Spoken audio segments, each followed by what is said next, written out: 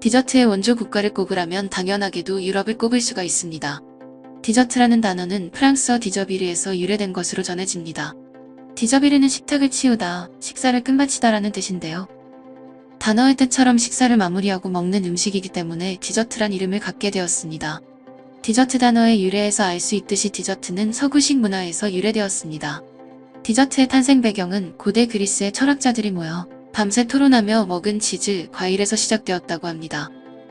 치즈, 과일과 같이 간단한 간식이 시간을 거쳐 여러가지 재료를 사용해서 점차 발전했으며 현재 디저트는 이제 빠져서는 안 될 중요한 음식으로 자리 잡았습니다. 하지만 현재 서구권 국가에서 전혀 생각지도 못한 한국의 디저트가 인기를 끌고 있습니다. 오늘은 그에 대해 이야기해 보겠습니다.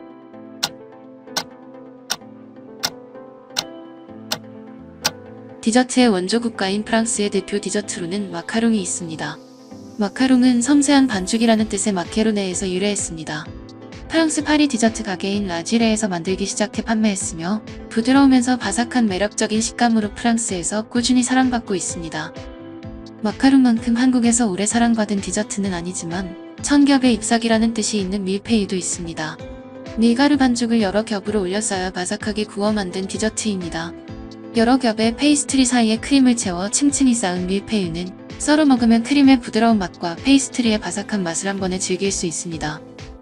또한 한국에서는 비교적으로 가까운 도시인 홍콩의 대표 디저트 에그타르트가 존재합니다. 보통 우리가 자주 먹는 에그타르트는 바삭한 페이스트리 안에 부드러운 커스터드 크림을 넣어 만든 것인데요. 홍콩의 에그타르트는 페이스트리 도우가 아닌 타르트 형식의 도우를 사용해 바삭한 식감보단 촉촉한 쿠키 같은 식감입니다. 사실 에그타르트는 홍콩이 아닌 포르투갈에서 최초로 만들어졌다고 합니다. 하지만 현재는 홍콩의 대표 디저트로 알려졌습니다. 이렇듯 각 국가를 대표하는 디저트에 한국의 디저트가 포함되어 있는데요. 한국인들에게는 너무나도 자연스러운 음식이지만 서양인들에게는 충격적인 음식입니다. 바로 고구마 케이크입니다. 한국에서는 이미 수년 전부터 인기를 끌다가 지금은 인기가 조금 사그라진 고구마 케이크가 왜 서양에서는 인기 폭발 중일까요? 그 이유는 주재료인 고구마의 차이인데요. 서양에서 말하는 일반적인 고구마는 이런 주황색 고구마를 말하는 것입니다. 그리고 그들은 한국인들이 먹는 속이 노란 고구마를 아시안 스위트 포테이토라고 부릅니다. 서양에서는 고구마를 스위트 포테이토 혹은 얌이라고도 부르는데요. 그들이 말하는 얌은 한국에서 일반적으로 볼 수 있는 식물인 마와 같은 분류입니다. 한국 고구마가 찾으면서 단맛이 강하고 먹다 보면 퍽퍽한 느낌이 든다면 미국 고구마는 훨씬 무르고 물기가 많고 당도가 떨어집니다. 같은 구황작물인 감자와 비교해서 달콤한 맛이 나니 달콤한 감자라고 이름을 붙여놨는데 한국 고구마와 비교하면 전혀 달지 않은 것입니다. 그렇다 보니 서양인들로서는 단맛이 나지 않는 고구마로 케이크를 만든다는 건 상상도 할 수 없었습니다. 그나마 한국 고구마와 당도가 비슷한 미국 고구마가 바로 보라색 고구마인 퍼플얌입니다. 이 보라색 고구마는 당도만 놓고 보면 한국 고구마보다도 더 달다고 할 수 있을 정도로 매우 단맛이 납니다. 일반적인 얌보다 훨씬 단단하고 물기도 적어 식감도 좋은 편입니다. 그러나 이것으로 케이크를 만들 생각을 하지 못한 이유는 비싼 가격 때문입니다. 이러한 이유로 서양의 제빵사들은 고구마로 케이크를 만든다는 것을 생각도 못했던 것입니다. 현재 한국의 프랜차이즈 빵집들이 계속해서 해외로 진출하면서 최근 미국, 프랑스 등 여러 서양 국가에서는 한국식 고구마 케이크 열풍이 불기 시작했습니다. 한국농수산식품유통공사 파리지사 관계자는 언론을 통해 현지 제과점이나 카페에서 한국식 고구마 케이크가 판매되고 있다며 특히 젊은 층을 위주로 재방문이 이어진다고 전했습니다. 이와 관련된 우리나라 제과점 브랜드인 뚜레쥬르는 미국에서 70여 개 매장을 운영 중인데 실제 뚜레쥬르 관계자는 언론에 현지에서 고구마 케이크가 인기가 있다고 밝혔습니다. 같은 예로 한국에서는 너무나도 익숙한 고구마 과자를 맛본 외국인들은 한국 고구마는 원래 이렇게 단맛이 나냐며 놀라는 모습도 볼 수가 있습니다. 실제로 한국 빵집에서 고구마 케이크를 맛본 외국인들의 극찬이 이어지고 있습니다. 내가 사는 도시에 한국 빵집이 생겼다고 해서 가봤는데 고구마 케이크라고 해서 맛이 궁금해서 먹었는데 너무 놀랐어. 이게 고구마라는 사실에. 뭐하세요? 한국의 고구마 종자를 수입해오라고요. 우리나라 고구마는 왜 스위트하지 않은 거야. 내가 빵집 갈 때마다 고구마 케이크를 사려고 했는데 갈 때마다 없어서 화가 나. 고구마로 케이크를 만든다고? 그러면 맛이 없지 않을까? 그래서 한국 영화를 보면 고구마를 구워 먹는 거였나? 우리는 고구마만 구워 먹는다는 생각은 못하잖아. 라는 반응들을 내놓고 있습니다. 한국인들에게는 고구마의 맛이 달콤하다는 것이 당연한 사실이지만 외국인들 입장에서는 이해를 못하는 맛입니다. 고기나 채소도 괜히 한국산만 찾는 것이 아닙니다. 단순히 한국에서 나오기 때문이 아니고 같은 것도 한국산이 더 맛이 있습니다. 1980에서 1990년대에 한국을 강타했던 신토불이라는 말이 괜히 나온 말이 아닙니다. 역시나 한국 것이 최고입니다.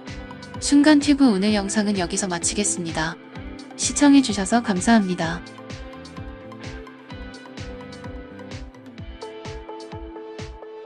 베트남의 정식 국호는 베트남 사회주의 공화국입니다. 그렇다 보니 국가 시스템 전반이 공산주의 이념에 따른 국가인데요. 하지만 이러한 시스템은 당연하게도 국가 발전에 악영향을 가지고 오게 됩니다. 베트남 국민들의 평균 임금이 한화로 겨우 33만 원이라는 점에서 베트남 경제가 어느 정도로 열악한지 보여주고 있는데요. 이러한 베트남 내수 시장을 해결하기 위해서 베트남 정부는 여러 국가와 기업들의 힘을 빌려서 발전해 나가려고 하고 있습니다. 그러나 베트남인들이 한국인들을 상대로 생각 없는 행동을 했다가 역대급 참교육을 당한 사건이 발생했는데요. 도대체 그들은 누구에게 어떤 일을 저질렀던 것일까요? 오늘은 그에 대해 이야기해 보겠습니다.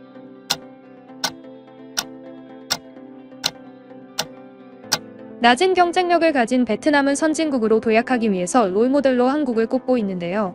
이는 베트남 중앙경제위원회 위원장의 발언에서도 알 수가 있습니다. 베트남은 지난 30여 년간 한국이 많이 이바지해준 덕분에 공업국가로 일어서면서 빈민국에서 중진국으로 도약했다며 한국은 이미 베트남이 가고자 하는 길에 대한 알찬 경험이 있고 베트남은 잠재력이 풍부한 시장을 보유하고 있다. 양국은 앞으로 훌륭한 파트너 국가로 남아있기를 부탁한다라고 밝혔는데요. 6.25 전쟁 이후 전 세계의 어떤 국가보다 빠르게 성장하면서 선진국에 들어선 대한민국의 모습이 베트남에게는 말 그대로 코리안 드림인 것이죠. 이러한 이유로 베트남 정부는 베트남의 낮은 인건비를 앞세워 다수 한국 기업을 유치하는 방법을 사용하였는데요. 문제는 베트남 정부가 화장실 들어올 때랑 나올 때 다른 모습을 보여주었습니다. 베트남 정부의 약속을 믿고 베트남에 생산 공장을 세운 한국 기업에 무리한 요구를 하며 돈과 자원을 뺏어가는 일이 허다했는데요. 최근 코로나 동안은 한국 기업의 생산 공장에 대해 6개월 동안 봉쇄를 하며 해당 직원들의 생활비와 임금, 의료품에 대해서도 기업이 부담하도록 지시하는 상황도 발생하였습니다. 이렇듯 베트남인들은 한국인에 대해서 어떻게든 뒤통수만 치려고 하는 모습을 보여준다는 것이죠. 그리고 이러한 모습으로 베트남의 한 도시가 망할지도 모를 정도로 큰 타격을 받게 되었는데요. 코로나가 잠잠해지면서 베트남의 관광지는 다시금 해외 관광객들을 유치하기 위해서 많은 노력을 기울이고 있습니다. 그리고 그 과정에서 기반 시설을 정비하기 위해서는 많은 자본이 필요했는데요. 이 과정에서 해외 자본을 끌어오는 방법을 사용하려고 하였던 것입니다. 한국의 한 자본가는 베트남이 관광국가로서의 성공 가능성을 예상하고 많은 투자를 계획하였습니다. 그리고 해당 도시를 미리 둘러보기 위해서 가족들과 함께 베트남으로 여행을 떠났는데요. 사업 일정을 위해서 먼저 베트남에 도착한 사업가와 며칠 뒤에 도착한 가족들은 따로 움직이게 되었는데요. 한국인 가족들은 고급 렌터카에 탑승하고 관광을 다녔습니다. 문제는 여기서 발생하였습니다. 베트남의 경찰들은 한국 관광객들이 비싼 렌터카를 이용하여 관광을 다닌다는 점을 파악하고 이들에게 접근해서 말도 안 되는 트집을 잡기 시작한 것인데요. 말도 통하지 않는 한국 가족들에게 온갖 이유를 들이대며 뇌물을 요구했던 것입니다. 당연하게도 이를 거부한 한국인들을 유치장에 가두기까지 하였는데요. 해당 상황은 사업가의 귀에도 들어가게 되었고 본인의 가족을 막대했다는 사실을 알게 된 사업가는 도시의 관광 책임자에게 불같이 화내며 투자 계획 자체를 미루겠다고 통보하였는데요. 해당 도시는 중국인보다 한국인 관광객을 우선으로 두며 홍보할 정도로 한국인에 대한 의존도가 높은 도시였습니다. 그런데 본인들의 도시에 투자하겠다는 투자자가 발길을 돌림으로써 도시의 투자길이 막혀버린 것인데요. 평소에도 해당 도시의 경찰들은 한국 관광객에 대해서 한국인은 돈이 많다라는 생각을 하고 이렇듯 말도 안 되는 이유를 들이대며 돈을 갈취하였는데요. 이외에도 지역 상인들도 한국인에 대해서 더 높은 가격을 제시한 것으로 밝혀졌습니다. 해당 사건이 언론을 통해 밝혀지자 말 그대로 베트남 누리꾼들은 난리가 났는데요. 경찰 변명 때문에 이게 무슨 일이냐? 평소에 그런 짓을 하고 있다는 건 알고 있었는데 눈치 좀 보면서 했어야지. 한국인들 돈 많고 잘 쓰는 건 사실이잖아. 본인들한테는 큰 돈도 아닐 텐데 그냥 쓰면 안 되나? 다른 나라에 관광하러 와서 왜 저렇게 까다롭게 구는 거지? 어차피 본인들한테는 큰 돈도 아닐 건데. 해당 경찰은 징계당하려나? 얼렁뚱땅 넘어갈 것 같은데. 뭐든 적당히 하는 게 가장 좋지. 베트남인들의 반응은 오히려 한국인들에게 책임을 넘기는 반응들도 보여서 황당하기만 한데요. 한국 관광객을 신처럼 모시겠다라고 발표한 문구와는 다르게 한국인에 대해서 어떻게든 돈을 빼먹으려는 생각만 하는 베트남인들의 진짜 모습이 밝혀진 것입니다. 앞서 코로나 때문에 한국 기업의 생산 공장을 봉쇄했을 때고 한국 기업 책임자들은 베트남 직원들을 위해 직원들이 바로 생활할 수 있도록 텐트와 매트리스 등도 구매하고 의약품과 장기적인 생활을 위한 생필품을 즉각적으로 구매함으로써 베트남인들을 위해 노력했는데요. 한국인들의 이러한 배려를 어떻게든 이용하기만 하려는 그들의 행동이 오히려 그들이 돈을 벌 수 있는 수단을 발로 차버린 것인데요. 또한 코로나가 한창일 때 한국 교민들은 비자 연장을 위해서 베트남 출입국 관리사무소에 찾아갔지만 베트남 공무원들은 일부러 이를 미루며 비자 연장을 사실상 거부하기도 하였습니다. 어쩔 수 없이 현지 교민들은 현지 브로커들에게 상당한 액수를 내면서 관련 업무를 진행하기도 하였습니다.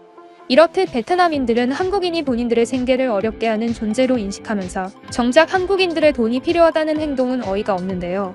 이처럼 어떻게든 한국인을 등쳐먹으려는 이들에게 우리는 너무 많은 믿음과 정을 주어서는 안 됩니다. 우리도 철저하게 이들에게 요구하며 비즈니스적인 관계를 유지하여야 합니다. 순간튜브 오늘 영상은 여기서 마치겠습니다. 시청해주셔서 감사합니다.